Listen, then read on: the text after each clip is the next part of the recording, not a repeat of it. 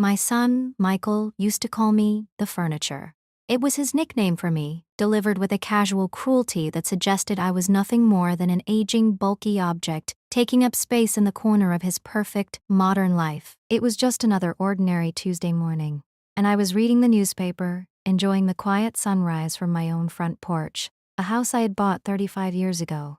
3 hours later, Michael stood over me with a signed eviction notice, his face set in a mask of hard, pitiless logic. "I'm sorry, Mom," he lied, holding up the paperwork that formalized his total control over the house. "But you're just too much maintenance. I found you a nice little apartment downtown."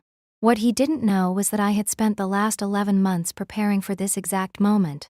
I'm Eliza. You might look at me and see nothing more than a silver-haired grandmother knitting in the sun. But what you're hearing now is the story of how I took back control and taught my own son the true meaning of consequences. Before we dive into the details of his utter downfall, please do me a favor and tell me where in the world you're listening to this story from. It helps me know who else out there understands the complexity of family. The house was not his, it was mine. But after my husband, Arthur, passed away 5 years ago, Michael, my only child, had convinced me that it was financially smarter for him to move in, manage the bills, and as he put it, take care of things. I was grieving, vulnerable, and tired, so I agreed, signing a series of vague, reassuring documents that, as I learned much later, effectively transferred the deed into his name under the guise of an estate management trust. Michael had always viewed my life savings as his own future inheritance, a stagnant pile of cash waiting patiently for his command. He was a moderately successful stockbroker, obsessed with appearances but constantly over-leveraged. He was the golden boy, handsome, sharp, and utterly convinced of his own brilliance. A brilliance that, he believed, justified taking whatever he was owed, starting with my money. The tension had been building for years. I had 2 accounts, my simple checking account for daily expenses, and a high-yield savings account that held the true bulk of my life's work money earned from selling the accounting firm Arthur and I had built together. I had kept the exact value of this second account a secret, even from Arthur. Michael started small with the checking account. "Mom, can I just borrow $5,000? I have a sure-thing trade that'll double by Friday." The $5,000 became 10, the 10 became 20. He always repaid it, but the pattern was established. My money was a temporary, personal ATM. When I started asking questions, his patience grew thin. "You don't need to worry about it, Mom," he'd patronize, rolling his eyes. "You're old. Enjoy your retirement. I'm handling it. Honestly, sometimes I worry about your memory." That was his defense mechanism, portraying me as senile. The real turning point, the moment I started preparing for war, happened 6 months ago. I was looking for a recipe in the kitchen drawer and stumbled across an unfamiliar bank statement. It wasn't mine, it was for Michael's personal account. I saw a single, glaring transaction, a $20,000 transfer labeled "Loan Repayment, Mom." But I had never authorized a $20,000 transfer. I studied the dates. That same week, a $20,000 withdrawal had occurred from my primary checking account, authorized by a signature that looked suspiciously like a clumsy forgery. He wasn't borrowing anymore. He was stealing. That day, the shock turned into cold, clear resolve. I wasn't just old. I was old and wise. I had spent 30 years running an accounting firm. I knew how money moved, and more importantly, I knew how to hide it. My preparation began quietly. First, I changed the security protocols on my main computer.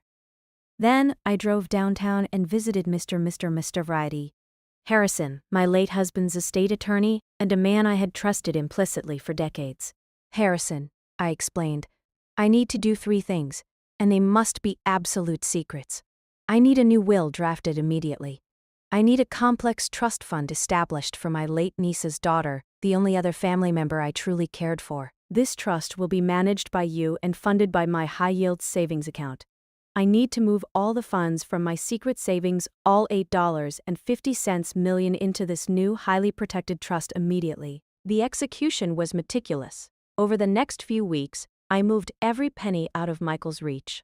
The high-yield savings account, the one Michael knew existed but didn't know the true value of, was emptied, its contents secured in the new trust. I left only the small, almost empty checking account, the one he was stealing from open, purely as a decoy. He was focused on the crumbs, completely ignorant of the multi-million-dollar feast he was actively disqualifying himself from. Michael, convinced I was too senile to notice a few forged checks, started forging more frequently. He saw the shrinking balance of the decoy account and simply increased the size of his loans. He was digging his own financial grave, assuming he still had the $8.50 million safety net coming to him upon my death. Then came the Tuesday morning when he delivered the eviction notice. He didn't just want my money, he wanted my space. "I'm selling the house, Mom," he announced, sipping his imported coffee. "It's too much property value tied up in an old woman. You can't stop me." He was right. I couldn't stop him from selling a house that was legally in his name, but I could stop him from selling the house with me in it. I looked up from the newspaper and gave him a small, placid smile. "That's fine, Michael. I'll be gone by evening." He looked genuinely stunned by my immediate compliance. He expected a fight, tears, melodrama. That was the last thing I would give him. I spent the afternoon packing one large suitcase. I didn't take the old photographs, the antique jewelry, or the expensive china. I took only the essentials: clothes, a few books, and the thick, signed folder from Mr. Alyden Harrison. As I quietly pulled my sedan out of the driveway, I watched Michael already calling a realtor. He thought he had won. He had kicked his furniture out, secured his control over the house, and was one step closer to accessing the millions he believed were still waiting in my accounts. 2 days later, I was settled comfortably in a charming rented bungalow overlooking the coast, sipping tea and watching the waves. The peace was glorious. The phone rang precisely at 10:07 a.m. It was Michael. He wasn't arrogant or dismissive. He was hysterical. "Mom, what did you do?" "What is this about a trust?" "Mr. Piquet. Harrison just called me. He said the estate. He said, the account is empty. Where is the money?"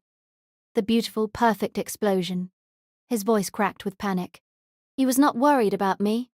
He was worried about the missing $8.50 million. He had just learned the full truth. That his mother, the senile old woman, was not just wealthy, but she had been shrewd enough to move everything, and that his attempted thefts had cut him out of her will entirely. "The money, Michael?" I asked, my voice calm, the perfect counterpoint to his screeching fear. "Oh, the money is safe. It's in a trust, managed by Mr. J. Harrison." "A trust for who?" "I'm your son. It belongs to me. It belongs to my great-niece," I corrected him gently. "You see, Michael, for years you treated me like a bank, not a mother. You stole from the little I allowed you to see. That was a clear sign you weren't ready for a true inheritance. And when you forced me out of my own home, the home I let you have, that was the final proof. I was old, yes, but I wasn't senile. I was watching." He sputtered, trying to pivot, trying to reclaim the victim status. "This house is mine. I'll sell it. You'll be homeless." I sighed, a sound that conveyed all the pity he deserved. The house, Michael, is a house, but the inheritance was my legacy. And you forfeited it the moment you started forging my signature. Enjoy the house, son. It's the only thing you have left. I hung up before he could respond. He called back 6 times, his messages evolving from panicked rage to pitiful begging. I never answered. The poetic justice was complete. He had lost millions not because I died, but because he was too greedy to wait and too arrogant to believe his mother was capable of protecting herself. He still had the house, but he lost the comfortable retirement he believed was guaranteed. He now has to sell that house, the same one he kicked me out of, just to clear the massive debts his over-leveraging had created debts he expected my millions to cover. I now live by the ocean, fully funded and fully free. I don't owe him forgiveness, or even a conversation. He thought I was just an old woman, and that he could steal my life savings. I was old, but I was also the one who taught him the hardest lesson of his life. Never mistake kindness for weakness, and never underestimate the quiet resolve of a mother.